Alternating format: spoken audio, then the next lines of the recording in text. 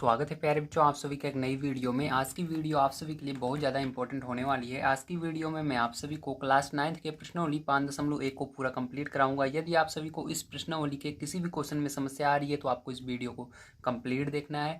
इस वीडियो के अंदर हर एक चीज़ को मैं बड़े आसान तरीके से आपको समझाने की कोशिश करूँगा। चलिए पहला क्वेश्चन यहाँ पर देखते हैं। पहला क्वेश्चन क्या दिया गया और इसको किस प्रकार से सॉल्व करना है। तो पहला क्वेश्चन आपको दिया गया, निम्नलिखित कथनों में से कौन से कथन सत्य हैं और कौन से कथन असत्य हैं, अपने उत्तरों के लिए कारण दीजिए। तो देखिए प्यारे बच्चों, इसके अंदर सबसे पहले आपको समझना होगा कि इस क्वेश्चन का मतलब क्या है। ठीक है, तो इस क्वेश्चन का मतलब है कि जितने भी हमको यहाँ पर क्वेश्चन दिख रहे हैं पहले नंबर पार्ट के अंदर, ठीक है, टोटल कितने, पहले क्वेश्चन में कितने पार्ट है, टोटल 5 पार्ट इसके अंदर दिए गए हैं। ठीक है, तो इन पांचों पार्टों के अंदर आपको क्या करना है, यहाँ पर बताना है कि इसके अंदर कौन सा कथन सत्य है, मतलब जो क्वेश्चन सही कह रहा है उसके सामने सही लिखना है, मतलब सत्य लिखना है। और जो क्वेश्चन आप पढ़ेंगे और आपको गलत लग रहा है उसके सामने क्या लिखेंगे, गलत लिखेंगे, असत्य लिखेंगे। ठीक है, और साथ में क्या करना है, आपको कारण भी देना है, क्यों ये कारण, किस कारण से ये गलत है। ठीक है, ये भी बताना है। तो चलिए पहला क्वेश्चन देखते हैं प्यारे बच्चों, यहाँ पर हमको क्या दिया गया है। तो पहला क्वेश्चन है, एक बिंदु से होकर केवल एक ही रेखा खींची जा सकती है।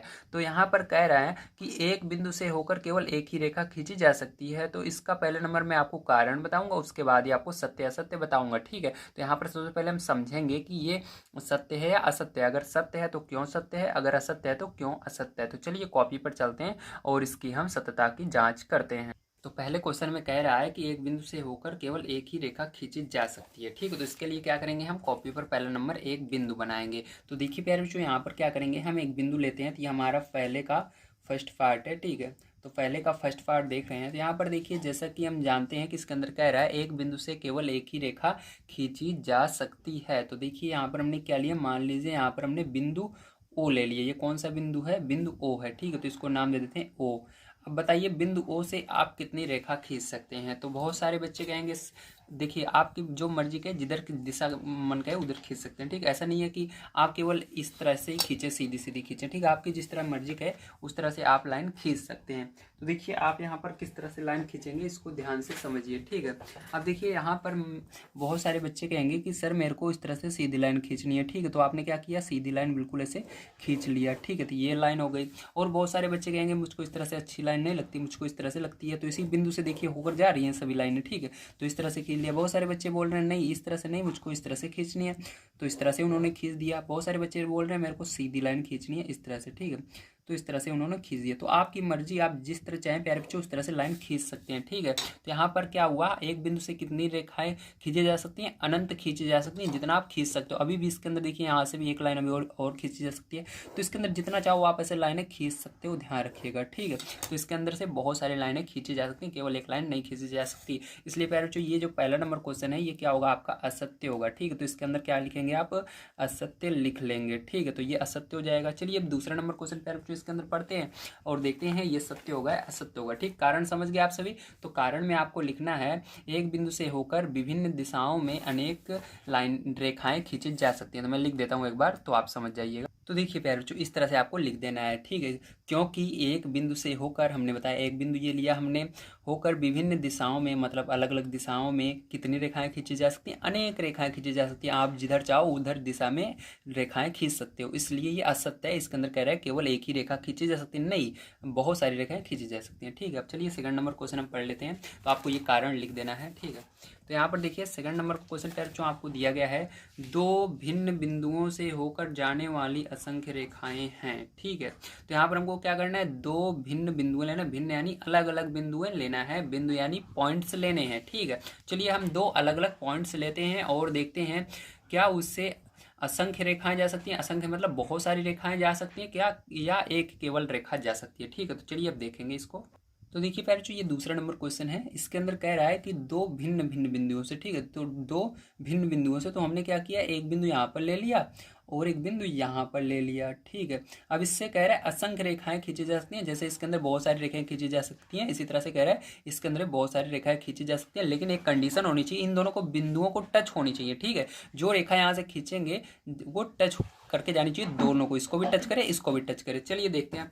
अब देखिए मान लीजिए बहुत सारे बच्चे बोल रहे हैं कि मुझको इस तरह से खींचनी है सर रेखा, लेकिन देखिए यहाँ पर इसको टच कर रहा है लेकिन इसको नहीं कर रहा है, तो आप इस तरह से नहीं खींच सकते। बहुत सारे बच्चे बोल रहे हैं मेरे को इस तरह से खींचनी है सर, तो यहाँ पर खींचोगे लेकिन यहाँ पर इस बिंदु को, इस पॉइंट को नहीं टच कर रही है। बहुत सारे बच्चे बोलेंगे सर मेरे को इस तरह से रेखा खींचनी है, तो आप खींच सकते हो लेकिन ये सही नहीं होगी क्योंकि इसको टच नहीं कर रही है पहले वाले को।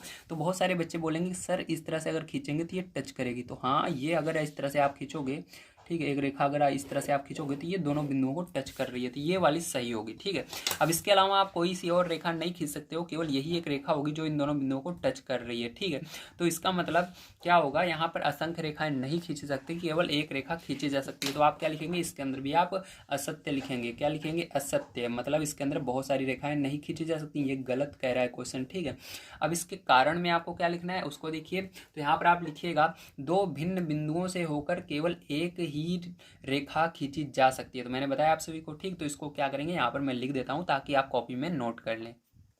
तो देखिए प्यारे, इस तरह से आपको लिखना है, दो भिन्न बिंदुओं से होकर केवल एक ही रेखा खींची जा सकती है। ठीक, इसको कॉपी पर नोट कर लीजिए। चलिए अब देखते हैं तीसरा नंबर क्वेश्चन हमको क्या दिया गया है और इसको किस तरह से हमको सॉल्व करना है। ठीक, किस तरह से हमको बताना है सत्य है असत्य है। तो तीसरा नंबर क्वेश्चन प्यारे जो आप सभी को दिया गया है, एक शांत रेखा दोनों ओर निश्चित रूप से बढ़ाई जा सकती है। तो शांत रेखा वो रेखा होती है जो कि एक निश्चित समय के बाद जा करके, ठीक है, रुक जाती है। ठीक है, मतलब वो हमेशा नहीं बढ़ती रहती। ठीक, शांत अशांत आपको मैंने पढ़ाया था क्लास 8 में, याद होगा।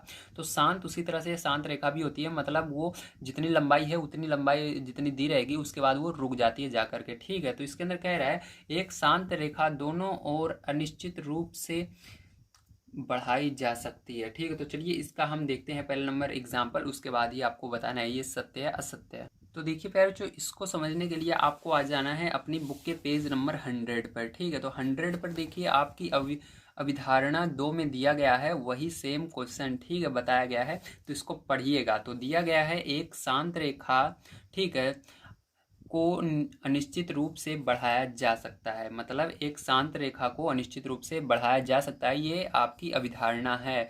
और देखिए यहाँ पर आपको दिखाया भी गया है। ठीक है, तो क्वेश्चन को सॉरी यहाँ पर सबसे पहले हम इसको पढ़ेंगे, जो हमको स्टेटमेंट दिया गया है, ठीक है, जो हमको लाइनें दी गई हैं इनको सबसे पहले पढ़ेंगे तो हम समझेंगे इसको कि बढ़ाया कैसे जा सकता है।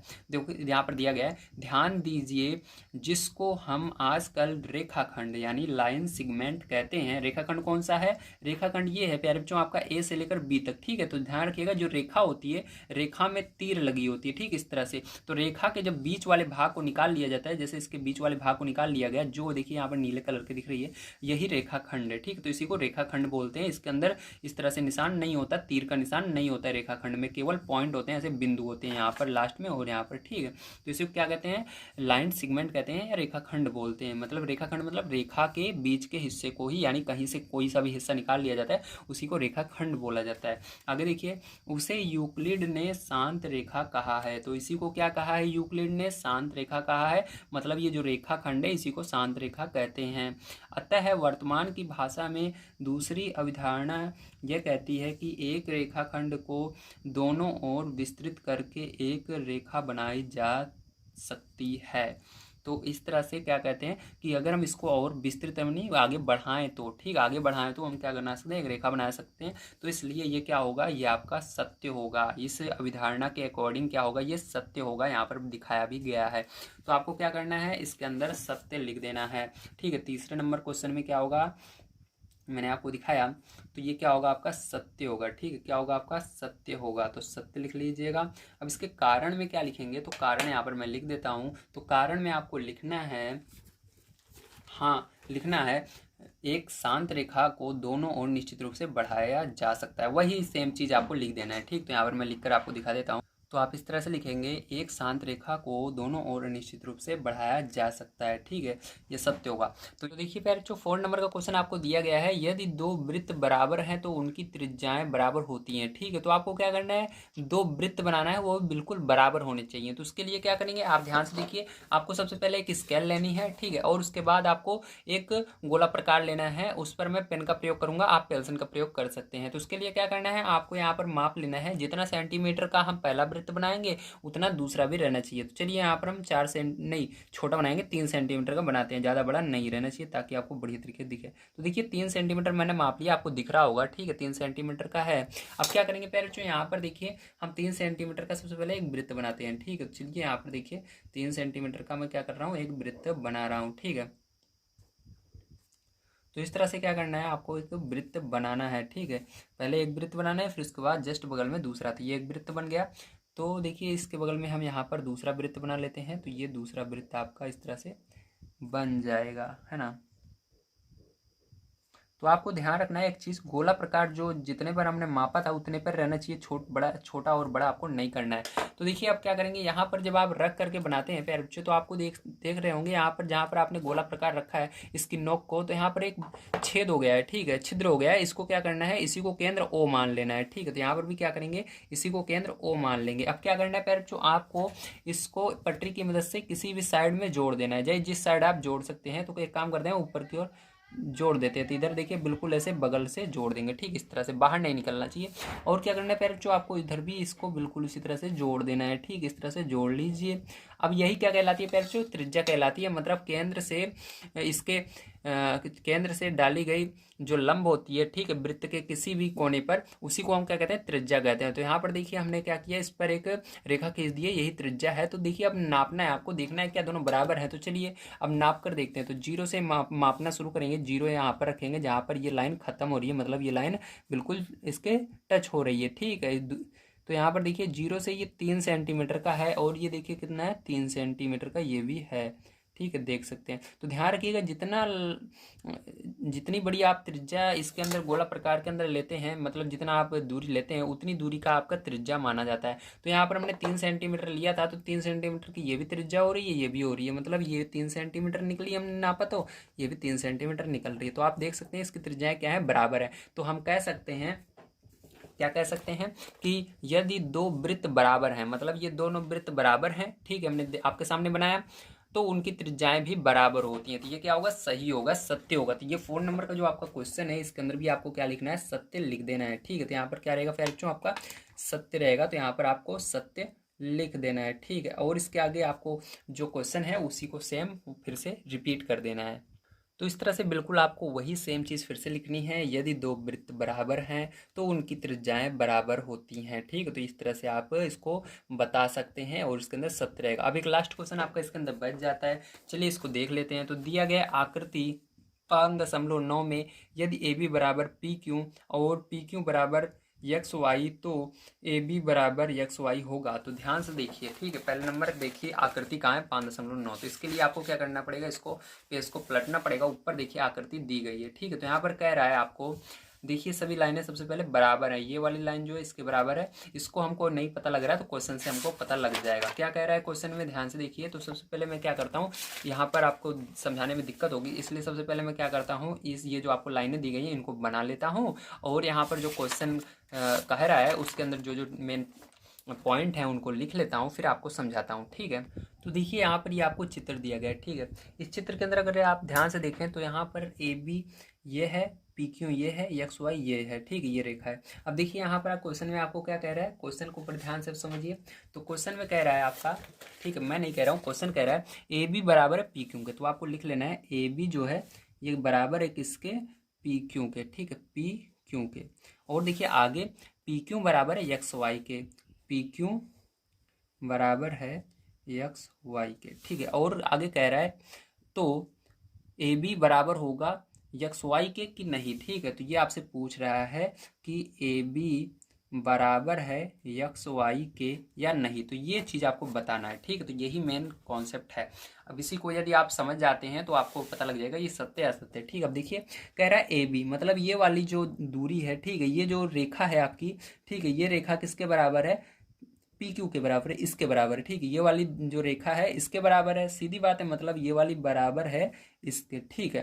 अब देखिए जो पी क्यू बराबर है, ये वाली जो अभी हमने रेखा देखी, ये बराबर है एक्स वाई के, ये वाली किसके बराबर है, इसके बराबर है, ठीक है।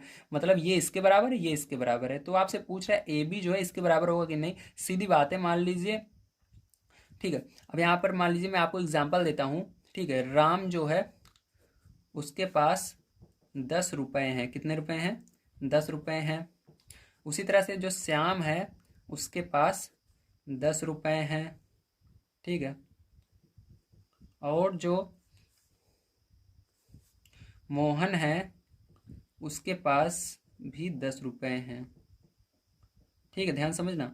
अब देखिए हम कह रहे हैं राम के पास जितने पैसे हैं वो बराबर हैं श्याम के, ठीक है। हम क्या कह रहे हैं, राम के पास जितने पैसे हैं वो बराबर हैं श्याम के। सही कह रहे हैं नहीं? हाँ कह रहे हैं, क्योंकि 10 रुपये उसके पास है तो इसके बाद दोनों के पास बराबर हैं। और फिर आगे हम कह रहे हैं जो श्याम के पास पैसे हैं वो बराबर हैं मोहन के, मतलब जो श्याम के पास रुपए हैं उतने रुपए मोहन के पास भी हैं, मतलब इसके पास 10 हैं तो इसके पास भी 10 है। अब आपसे वही पूछा जा रहा है क्या राम के पास जितने रुपए हैं उतने मोहन के पास हैं, तो सही बात है। अगर ये दोनों बराबर हो गए हैं और ये दोनों आपस में बराबर हो गए हैं तो ये जो नीचे वाला एक बच रहा है वो भी आपस में बराबर होते हैं। यही सेम सिस्टम यहाँ पर भी लागू होगा। ये वाला अगर इसके बराबर है और ये वाला इसके बराबर है तो ऑटोमेटिक ये जो नीचे वाला है ऊपर वाले के बराबर हो जाएगा, या ऊपर वाला नीचे वाले के बराबर हो जाएगा, तीनों आपस में बराबर हो जाएंगे, ठीक है। तो यहाँ पर भी आप कह सकते हैं हाँ तीनों आपस में बराबर हैं। इसके अंदर क्या लिखेंगे, सत्य लिखेंगे, ठीक है। तो इसके अंदर क्या लिखना है, सत्य लिखना है। और आप लिख देंगे तीनों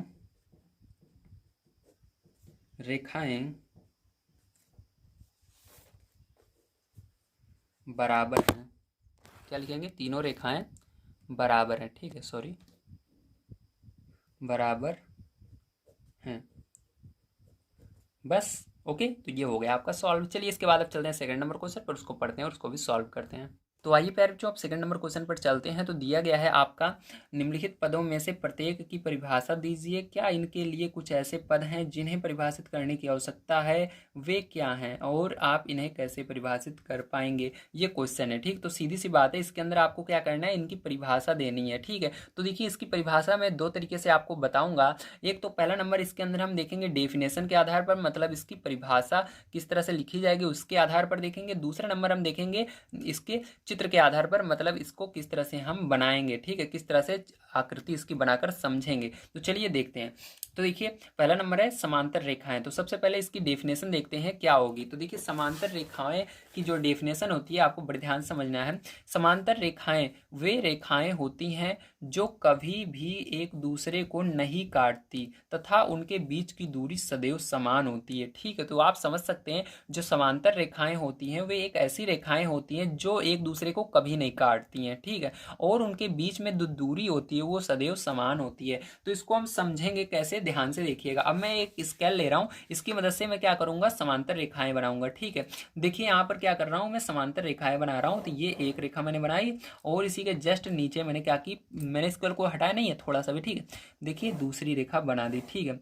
अब देखिए ये जो रेखाएं हैं अगर आप इसको आगे जाए जितना बढ़ाते हैं, ठीक है, आप कितना भी बढ़ाएं इसको तो ये कभी भी मिलने वाली नहीं है। ये क्या है, समांतर रेखाएं हैं। इसका एग्जाम्पल आप कैसे ले सकते हैं, इसका एग्जाम्पल आप सड़क पर जाते होंगे, सड़क पर देखते होंगे, सड़क के किनारे क्या होती है, पट्टी खींची रहती है ना, व्हाइट कलर में, सफेद कलर में क्या रहती है, पट्टियां खींची रहती हैं। तो वो पट्टियां जो है कभी भी आपको कहीं पर मिलती हुई नहीं दिखेंगी। भले सड़क जाए जितनी टेढ़ी मेढ़ी रहे, वो हमेशा निश्चित दूरी पर रहती हैं, बराबर दूरी पर रहती हैं। उनके बीच में अगर दूरी 5 सेंटीमीटर का है तो 5 सेंटीमीटर रहेगी, अगर 5 मीटर का है तो 5 मीटर रहेगा। तो यहाँ पर इनके बीच में मान लीजिए दूरी हमारी 5 सेंटीमीटर की है, तो हर जगह ये कितने सेंटीमीटर की रहेगी, 5 सेंटीमीटर की ही रहेगी, ठीक। तो ये क्या है, ये समांतर रेखा का आपका एक एग्जाम्पल है, ठीक है। ये समांतर रेखा का एक एग्जाम्पल मैंने आपको दिया है कि अगर हम दो रेखाएं ऐसे खींचें जो जिनके बीच की दूरी हमेशा समान हो, ठीक है, बीच की दूरी क्या होनी चाहिए, समान होनी चाहिए, हर जगह पर है। अगर 5 सेंटीमीटर यहाँ पर है, अगर यहाँ पर नाप रहे हो तो यहाँ पर भी 5 सेंटीमीटर निकलनी चाहिए, यहाँ पर जाए जितना लंबा करें, ठीक है। और ये कभी भी एक दूसरे को ना काटे, मतलब ये दोनों मिलेंगे ही नहीं आपस में। मतलब काटना कैसे, इस तरह से, जैसे मान लीजिए ये इधर से जा रही है और ये इधर से, इस तरह से नहीं काटनी चाहिए, ठीक है। तो इस तरह से ये कभी नहीं काटेगी। क्यों नहीं काटेंगी, क्योंकि ये दोनों समान दूरी पर है। समझ गए आप सभी। तो आपका ये हो जाएगा पहला नंबर क्वेश्चन। चलिए अब इसके अंदर दूसरा पार्ट इसका देखते हैं और उसकी डेफिनेशन देखेंगे और उसका एग्जाम्पल देखेंगे। तो देखिए प्यारे बच्चों, जैसा कि आपसे देख सकते हैं ये सेकंड नंबर का आपका है। तो सेकंड नंबर आपका दिया गया था लंब रेखाएं। तो यहाँ पर हम समझेंगे लंब रेखाएं किसे कहते हैं। तो देखिए लंब रेखाएं वे रेखाएं होती हैं जो एक दूसरे को इस प्रकार काटती हैं कि उनके मध्य बना कोण 90 अंश का हो, मतलब समकोण हो, ठीक है। 90 अंश का मतलब समकोण। तो यहाँ पर देखिए आपको ऐसी रेखाएं जब मिले, एक दूसरे को ऐसे काटते हुए मिले जिनके बीच मध्य में 90 अंश का कोण बनता है, तो उसे क्या कहते हैं, लंब रेखाएं कहते हैं। जैसे कि देखिए यहाँ पर मैं क्या कर रहा हूँ, एक रेखा बना रहा हूँ। ये एक रेखा मैंने बनाई, ठीक है, समझ लीजिए यहाँ पर मैंने क्या की, एक इस तरह से रेखा बनाई, ठीक है, ये मैंने रेखा बनाई। और इसके बाद एक और रेखा बनाई, ठीक है, एक और रेखा बनाई जो कि बिल्कुल सीधी इस तरह से है, ठीक है, ये हो गई।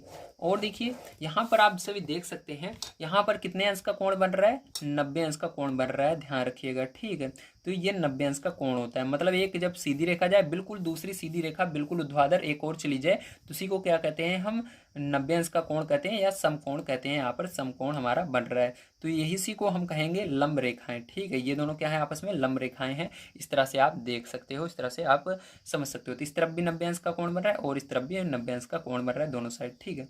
तो ये हो गई, ये लंब रेखाएं हैं आपस में। तो ए बी सी और इसको डी मान लेते हैं, ठीक है। तो इस तरह से जो ये आपकी, इसको डी और इसको ई मान लेते हैं, ठीक है।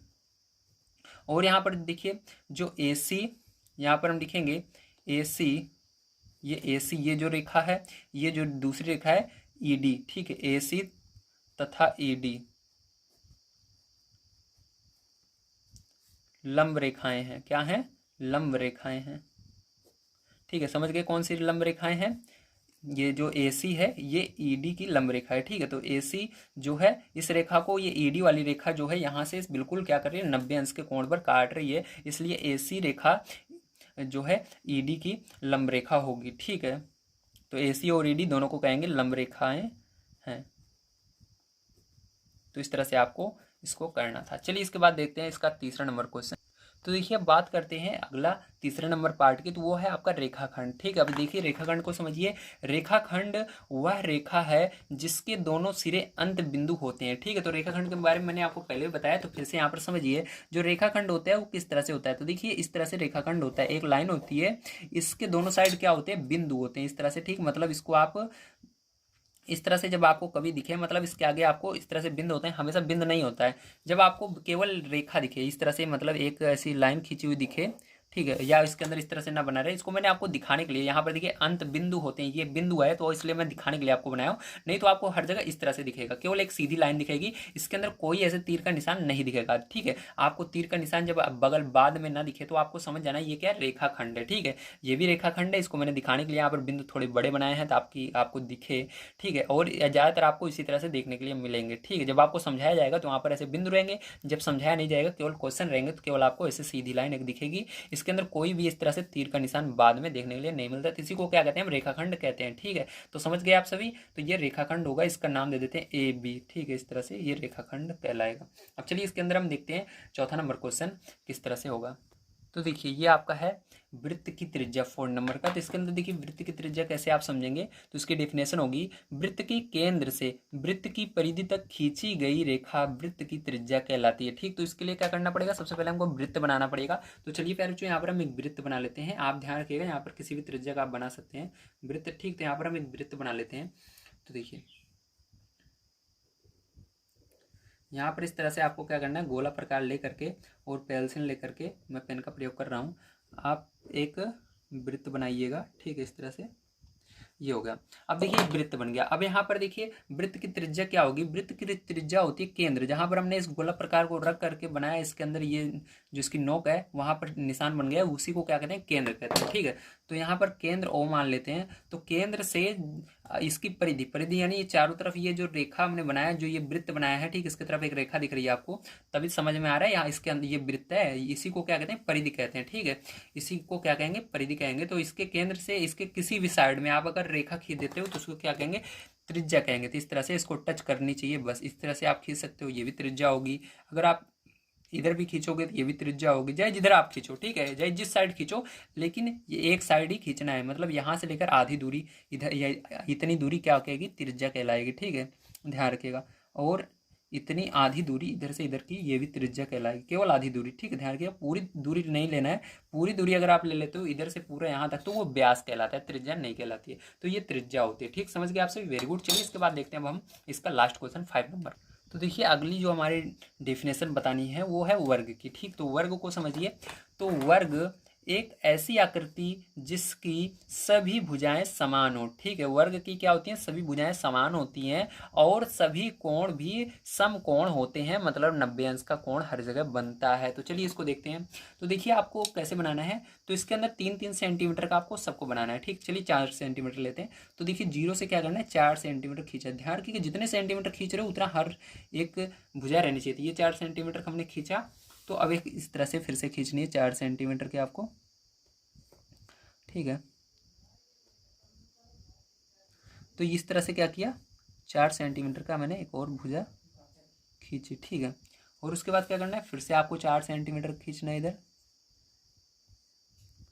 तो यहाँ पर देखिए फिर से मैंने क्या किया, 4 सेंटीमीटर का एक भुजा खींची। ठीक है, अब क्या करना है, इधर भी देखो ये वाली भी आपकी 4 सेंटीमीटर की करेक्ट हो रही है। ठीक है, अगर 3 भुजाएं आप खींच लेते हो, चौथी भी आपकी 4 सेंटीमीटर, मतलब चारों क्या 4 सेंटीमीटर की है। और यहाँ पर देखिए ये 90 अंश का यहाँ पर कोण बन रहा है, समकोण है। ठीक है, 90 अंश के कोण को ही समकोण कहते हैं। यहाँ पर भी 90 अंश का कोण बन रहा है और यहाँ पर भी 90 अंश का कोण बन रहा है और यहाँ पर भी 90 अंश का कोण बन रहा है। ठीक है, तो देख सकते हो आप सभी। तो इसको नाम दे देते हैं ABCD। ठीक है, तो ये क्या होगा, ये आपका एक वर्ग होगा। क्या होगा, एक वर्ग होगा जिसके सभी भुजाएं बराबर होती हैं। तो सभी भुजाएं कितने सेंटीमीटर की थी, 4 सेंटीमीटर की हमने खींची थी। ठीक है, और जिसके सभी कोण सम कोण हो, तो सभी कोण देखिए 90-90 अंश के यहाँ पर हैं। ठीक है, तो ये आपका क्या होगा, वर्ग होगा। तो ये हो गया आपका वर्ग। तो चलिए यहाँ पर आपका डेफिनेशन खत्म होता है। अब चलते हैं इसके बाद तीसरे नंबर क्वेश्चन पर, उसको पढ़ते हैं और उसको भी सॉल्व करते हैं। तो देखिए फिर जो तीसरा नंबर क्वेश्चन दिया गया है, नीचे दी हुई 2 अवधारणाओं पर विचार कीजिए। तो आपको यहाँ पर विचार करना है। ठीक है, आपको इसको बताना है सही है या गलत है। चलिए अब देखते हैं। पहला नंबर दिया गया है, 2 भिन्न बिंदु A और B दिए रहने पर एक तीसरा बिंदु C ऐसे विद्यमान है जो A और B के बीच स्थित होता है। ठीक है, तो ये सही है गलत है, तो इसको समझेंगे। तो ये आपको लिखना है। ठीक है, ये क्या है आपका गलत है। कैसे गलत है, अब इसको समझेंगे। ए और बी के बीच में सी संपूर्ण रूप से परिभाषित नहीं है। ठीक है, मतलब यहाँ पर सी जो है संपूर्ण रूप से परिभाषित नहीं है कि ये इसके मध्य में है कि बिल्कुल बीच में है। तो ऐसे भी हो सकता है कि ये जो सी है, देखिए यहाँ पर मैं आपको समझा देता हूँ। यहाँ पर मतलब जो आपका बिंदु सी है वो कहीं पर भी हो सकता है। ठीक है, यहाँ पर ए है, यहाँ पर बी है और सी हो सकता है यहाँ पर भी हो, मध्य में है, इसके बीच में है बी के।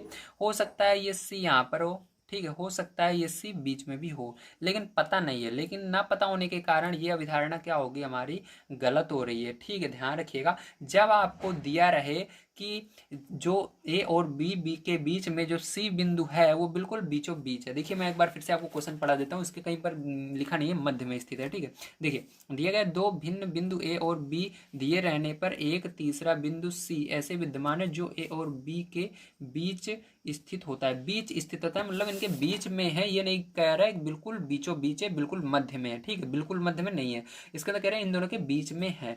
बस बीच में है, कहीं पर भी हो सकता है, बीच में यहाँ पर हो सकता है, यहाँ पर हो सकता है, यहाँ पर हो सकता है, यहाँ पर हो सकता है, हमको पता नहीं है, लेकिन ये गलत है। ठीक है, ये अवधारणा गलत है, इसलिए आगे देखेंगे अब हम। तो आपको इस तरह से लिखना है, ए और बी के बीच में सी संपूर्ण रूप से परिभाषित नहीं है, मतलब हमको पता नहीं है कहाँ पर है। ये अवधारणा अवरोधी है और ये यूक्लिड की अवधारणा से प्राप्त नहीं होती है। ठीक है, यूक्लिड की जो अवधारणा है वो ये है कि ए और बी के बीच में जो सी है वो बिल्कुल मध्य में है। मैं आपको वो अवधारणा दिखा भी देता हूँ।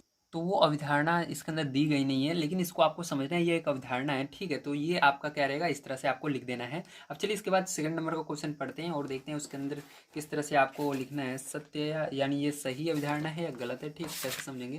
तो देखिए यहाँ पर है आपका, इसके आगे क्वेश्चन दिया गया है, यहाँ कम से कम ऐसे 3 बिंदु विद्यमान हैं कि वे एक रेखा पर स्थित नहीं है। ठीक है, मतलब 3 बिंदु है लेकिन एक रेखा पर स्थित नहीं है, एक ही रेखा में नहीं है। ठीक है, आगे कह रहा है, क्या इन अवधारणाओं में कोई अपरिभाषित शब्द है, क्या ये अवधारणाएं अवरोधी हैं, क्या ये यूक्लिड की अवधारणाओं से प्राप्त होती हैं, स्पष्ट कीजिए। ठीक है, तो इन सारी चीज़ों को आपको जैसे मैंने अभी पीछे बताया है सेम इसी तरह से बताना है, इसका मतलब यही सेम है।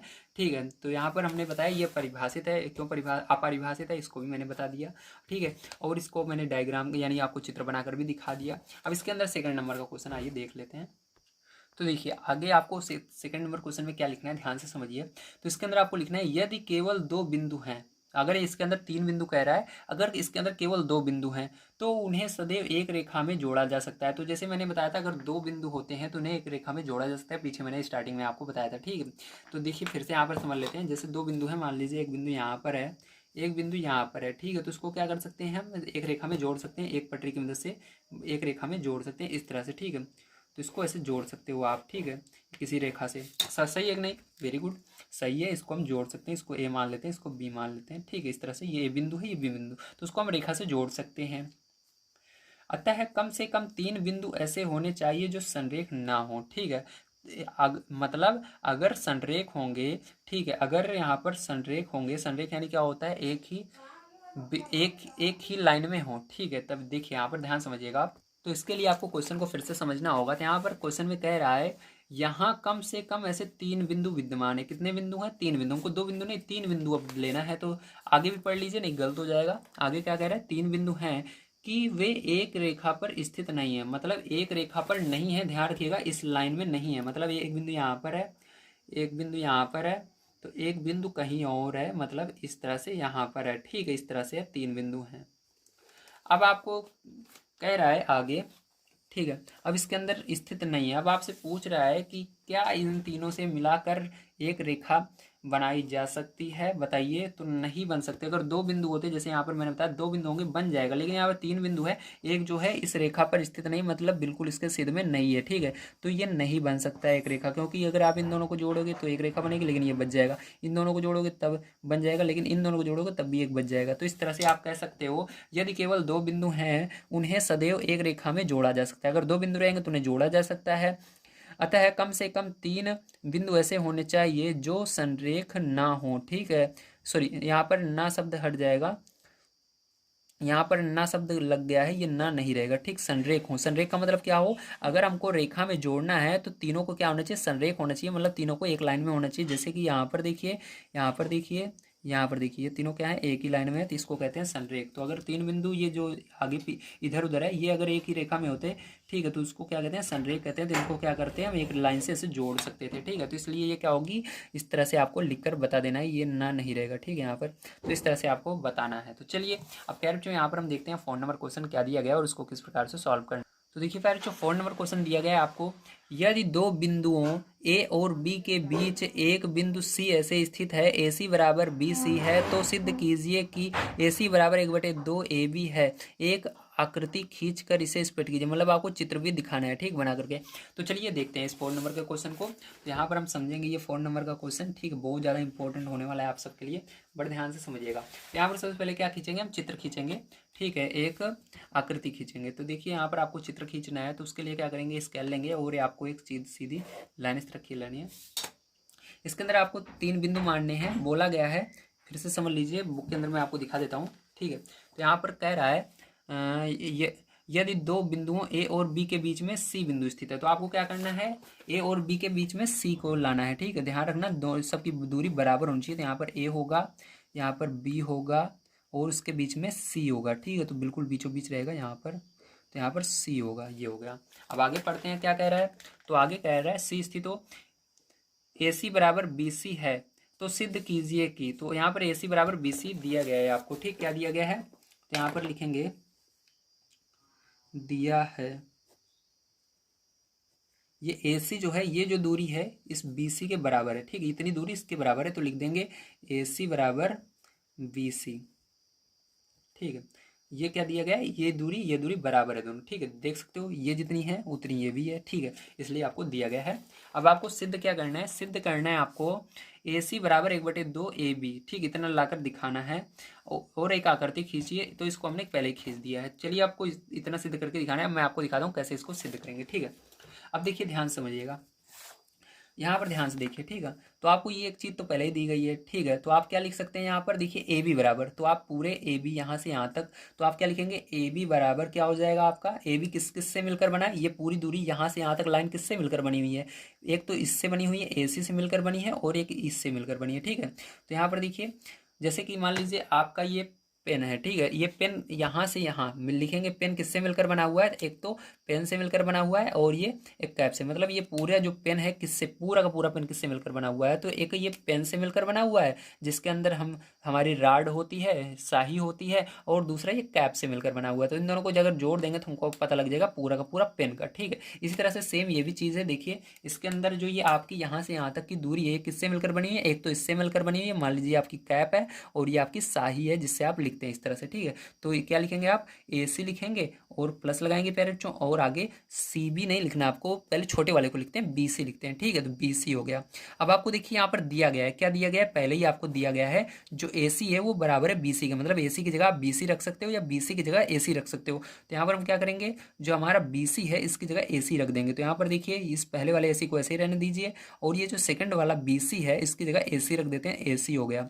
अब देखिए फिर जो यहाँ पर ए बी बराबर क्या हो जाएगा आपका, देखिए एक ए सी दो ए सी, तो दो ए सी लिख सकते हो। अब देखिए पैर जो ए बी बराबर क्या हो जाएगा आपका, यहाँ पर ये जो दो है ये इधर बटे में आ जाएगा, तो इधर बटे में आ गया और इधर क्या बचा, ए सी बच गया। जब इधर गुणे में रहता है दो इधर बटे में आता है, ठीक, इतना समझ में आ गया। अब देखिए प्यार जो यहाँ से ध्यान समझिएगा, हम क्या करेंगे, इस पूरे ए सी को इधर लिख लेंगे, ए सी को इधर लिख दिया और इस पूरे के पूरे को उधर लिख देते हैं। यहाँ पर हमने इसको इधर लिख दिया ए बी बटे में दो।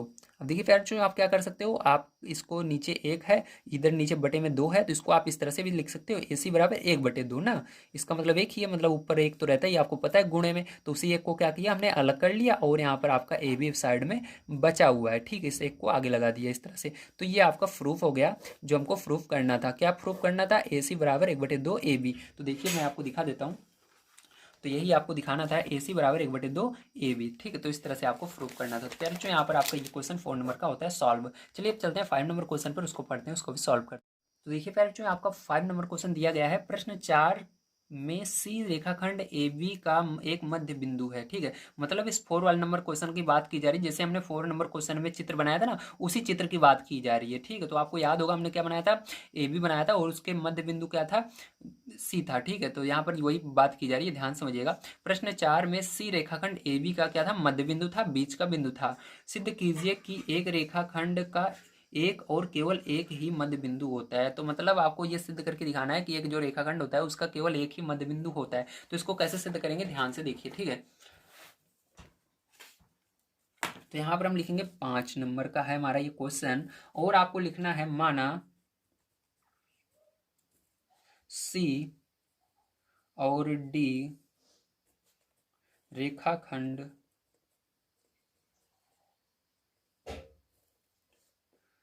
के दो मध्य बिंदु हैं, ठीक है। तो यहाँ पर हमने मान लिया है कि सी और डी जो है वो रेखाखंड के दो मध्य बिंदु हैं। तो हमको क्या करना है, सबसे पहले चित्र को बना लेना है। तो चलिए फिर से मैं वही रेखा बनाता हूँ, लेकिन इस बार हमको कितने बिंदु लेने हैं, एक बिंदु नहीं लेना, दो बिंदु लेना है, सी और डी, ठीक। तो यहाँ पर हम क्या करेंगे, बना लेते हैं।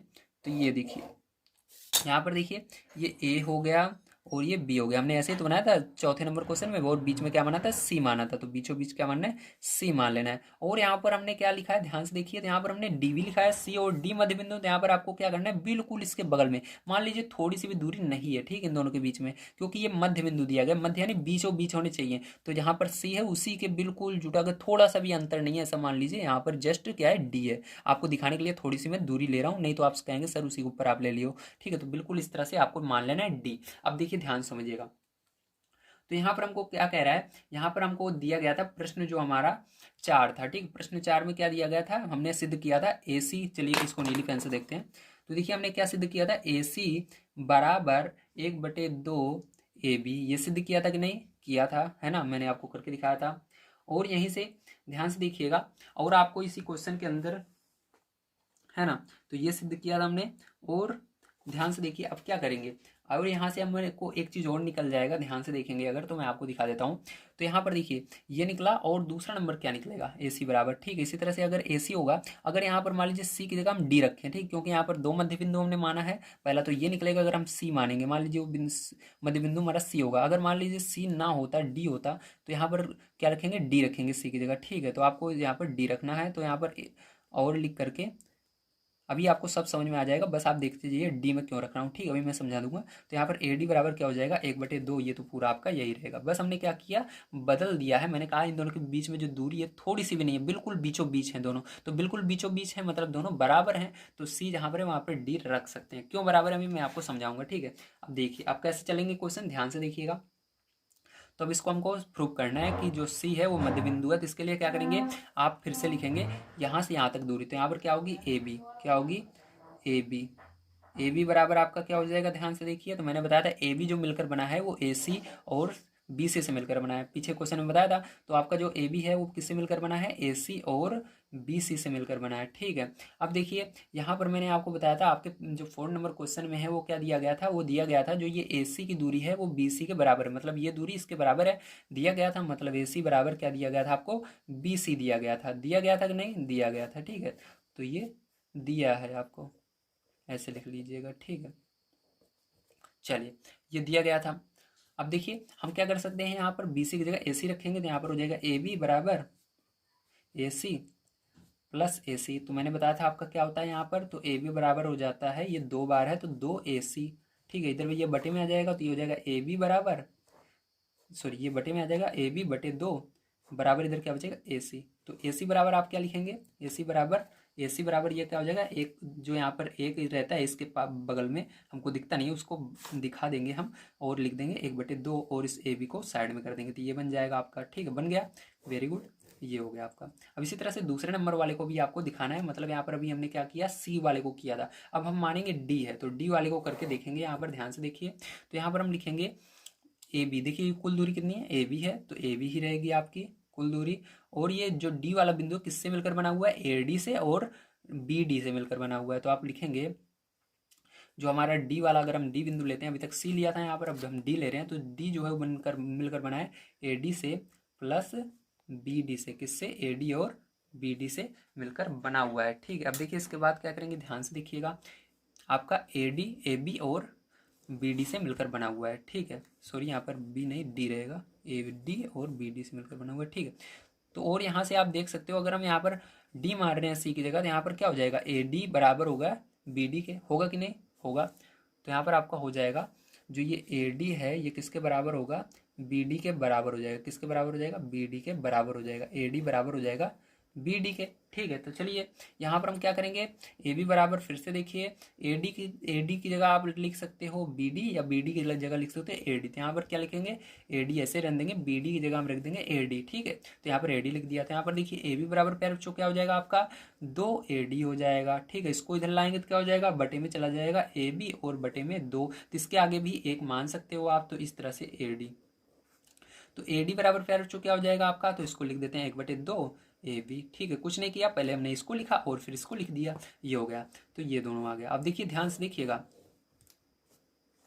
अब देखिए यहाँ पर ये जो है ए सी बराबर है इसके और ये वाला इसके बराबर है, तो हम क्या कर सकते हैं समीकरण 1 से, तो समीकरण इसको मान लेते हैं 1, इसको मान लेते हैं 2। समीकरण 1 में क्या रखेंगे, 1/2, समीकरण 1 में 1/2 ए बी, ठीक है, बराबर ए डी रखने पर, तो मतलब आपको क्या करना है, यहाँ पर 1/2 ए डी को हटा करके ये ए बी को हटा करके ए डी रख देना है, इस पूरे को हटा कर, क्योंकि ये देखिए ये दोनों बराबर हैं, तो यहाँ पर आप 1/2 ए बी बराबर क्या रख सकते हैं, ए डी रख सकते हैं, ठीक है। तो क्योंकि यहाँ पर 1/2 ए बी बराबर ए डी दिया गया है, तो आप इसको हटा करके इसको लिख दीजिए, तो यहाँ पर आपका ए सी पहले से है और इसको हटाकर जिसको रख देंगे तो यहाँ पर ए डी हो जाएगा। तो देखिए ए से ए कट जाएगा, आपका सी बराबर डी हो गया, ठीक है। मतलब यहाँ पर हम कह सकते हैं कि जो ये सी है ये डी के बराबर है, ठीक है। मतलब ये दोनों बिल्कुल एक ही जगह पर हैं, तो जो इसका मध्य बिंदु होगा वो क्या होगा, केवल एक ही होगा, जैसे सी मानो या डी मानो। तो यहाँ पर छोटा जो रहेगा उसी को मानेंगे, तो लिखेंगे अतः क्या लिखना है आपको, अतः सी एक मध्य बिंदु है,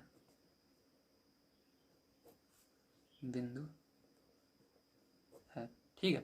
तो बहुत आसान था, इस तरह से आपको करना था। चलिए इसके बाद अब देखते हैं फिर जो हम इसका 6 नंबर क्वेश्चन क्या दिया गया और उसको किस तरह सॉल्व करना है। तो देखिए पैर जो 6 नंबर क्वेश्चन आपको दिया गया है, आकृति 5.10 में यदि AC बराबर BD आपको ये दिया गया है तो सिद्ध कीजिए कि AB बराबर CD। मतलब AC जो है, AC यहाँ से यहाँ तक है और BD जो है यहाँ से यहाँ तक, ये दोनों आपस में बराबर हैं यदि, तो आपको सिद्ध करके दिखाना है AB यहाँ से यहाँ तक ये जो दोनों दूरी है ये बराबर है CD यहाँ से यहाँ तक की। ठीक है, तो इसको कैसे सिद्ध करेंगे, ध्यान से देखिए। तो हम लिखेंगे, दिया है, क्या दिया है, तो ध्यान से देखिए, हमको जो दिया है उसको लिखेंगे सबसे पहले, दिया है। तो क्या दिया गया पैर बच्चों आपको, तो आपको दिया गया है यहाँ पर इतनी दूरी जो है AC जो है वो बराबर है आपके इतनी दूरी के BD के। ठीक है, सही है कि नहीं, दिया गया है। अब देखिए ध्यान समझिएगा, ये AC किससे मिलकर बना हुआ है, ये जो इतनी दूरी है मिलकर बनी हुई है, एक तो इससे मिलकर बनी हुई है, मतलब यहाँ से लेकर के यहाँ तक की दूरी से मिलकर बनी है, और दूसरा यहाँ से यहाँ तक की दूरी से मिलकर बनी हुई है। ठीक है, इतनी दूरी जो है दो चीज़ों से मिलकर बनी है, इतनी दूरी और इतनी दूरी। तो इसको लिखेंगे आप, कितने किससे मिलकर बनी हुई है, इन दोनों से मिलकर बनी हुई है। ठीक है, लेकिन लेकिन ध्यान रखिएगा, आपको इस यहाँ पर प्लस नहीं लगाना है, आपको उसका उल्टा करना है। ठीक है, आपको केवल इतनी दूरी निकालना है ना, केवल AB बराबर आपको सिद्ध करना है। तो ये आप क्या करेंगे, ध्यान से देखिए।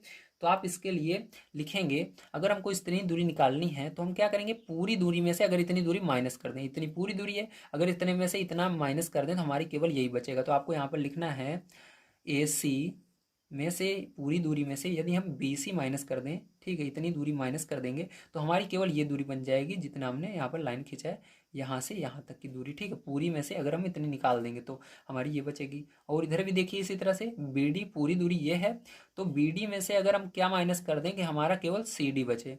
तो BD में से प्यारे बच्चों यदि हम इस पूरी दूरी में से यदि हम BC माइनस कर दें, क्या माइनस कर दें, इतनी दूरी माइनस कर दें बीच वाली, तो हमारा ये बच जाएगा। ठीक है, ध्यान समझिएगा। अब देखिए हमने माइनस कर दिया, मान लीजिए AC में से हमने BC माइनस कर दिया, आपको दिमाग में सोचना है, तो AC में से पूरे में से आपने BC माइनस कर दिया तो आपका क्या बचेगा, तो आप उसको लिख सकते हो केवल हमारा इतने में से अगर हमने इतना माइनस कर दिया, इधर वाला निकाल दिया, तो हमारा केवल AB बचेगा, इतना बचेगा। ठीक है, ये दूरी बचेगी AB।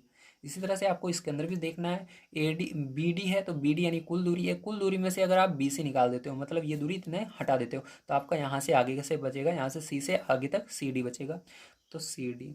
तो इस तरह से प्यारे जो आपने प्रूफ कर दिया कि हाँ ये आपका प्रूफ हुआ। ठीक है, इस तरह से आपको प्रूफ करना। चलिए देखते हैं 7 नंबर क्वेश्चन किस प्रकार से होगा।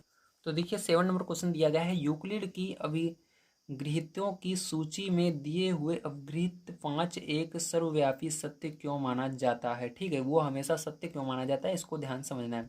ध्यान दीजिए कि यह प्रश्न 5वीं अभिधारणा से संबंधित नहीं है, आगे आपको ये भी बताएगा। तो देखिए ये सत्य क्यों माना जाता है, इसको ध्यान समझिए। तो यहाँ पर देखिए पूर्ण अपने भाग से बड़ा होता है। ठीक है, इसको मैं भी समझाऊंगा। पूर्ण अपने भाग से बड़ा होता है, तो इसको समझने के लिए क्या करेंगे, यहाँ पर हम भाग देंगे। तो मान लीजिए यहाँ पर हम मान रहे हैं एग्जाम्पल के लिए, हमने माना हमको भाग देना है। ठीक है, हमको क्या करना है, यहाँ पर 2 से भाग देना है। ठीक है, हमको क्या करना है, 2 से भाग देना है 12 में। ठीक है, किससे भाग देना है, 2 से भाग देना है 12 में। तो चलिए दे लीजिए, तो यहाँ पर 2 से भाग देंगे 12 में, तो 2 भागे 12, तो 2 छंग 12 जा रहा है 0। ठीक है, अब देखिए इसका मतलब क्या होता है, पूर्ण, पूर्ण यानी जो संख्या हमने ली है उसकी बात की जा रही है। ठीक है, अपने भाग से बड़ा होता है, मतलब जो भाग देंगे उससे हमेशा क्या होगा, बड़ा होगा। तो देखिए यहाँ पर क्या हुआ, जो पूर्ण है, जो संख्या थी, जो हमने भाग दिया कितना आया, 6 आया, तो ये अब जो संख्या है अभी भी बड़ी है। ठीक है, हमेशा बड़ी होगी, ये कह रहा है, ये सत्य है, ये बात हमेशा सत्य रहेगी, क्योंकि भाग, भाग यानी जब हम भाग देते हैं उसकी बात हो रही है, जो पूर्ण भाग का अंश है, जिसको हम पूर्ण, जो पूर्ण भाग का अंश है, मतलब जो पूर्ण यानी जो संख्या है उसमें भाग दिया जाता है, उसका क्या है, अंश यानी छोटा सा हिस्सा है। सही बात है, आप यहाँ पर 2 से भाग दे रहे हो, चाहे 302, तब भी छोटा ही आएगा। ठीक, छोटा सा हिस्सा है, परिणाम में पूर्ण से अधिक नहीं हो सकती है, और ये कभी भी परिणाम में इससे अधिक नहीं हो सकती, इसके बराबर हो सकती है। ठीक है, जैसे 1 से भाग देंगे तो 12 हो सकता है, लेकिन इससे बड़ा नहीं हो सकता संख्या से। तो यही आपको बताना था, तो ये आपका होता है समाप्त। समझ में आ गया, वेरी गुड। चलिए अब कल मिलेंगे, कल की वीडियो में आप सभी को इसके आगे की एक्सरसाइज सॉल्व कराऊंगा। वीडियो अच्छा लगा हो प्लीज़ लाइक कीजिएगा, चैनल को सब्सक्राइब कीजिएगा। मैंने आप सभी को इसके पीछे के भी कई सारी एक्सरसाइजें कंप्लीट करवा दी हैं, आप सभी हमारे चैनल पर जा करके क्लास 9th की एक्सरसाइज में पढ़ सकते हैं। ठीक है, तो मिलते हैं कल की वीडियो में। वीडियो देखने के लिए धन्यवाद, आप सभी का दिन शुभ हो।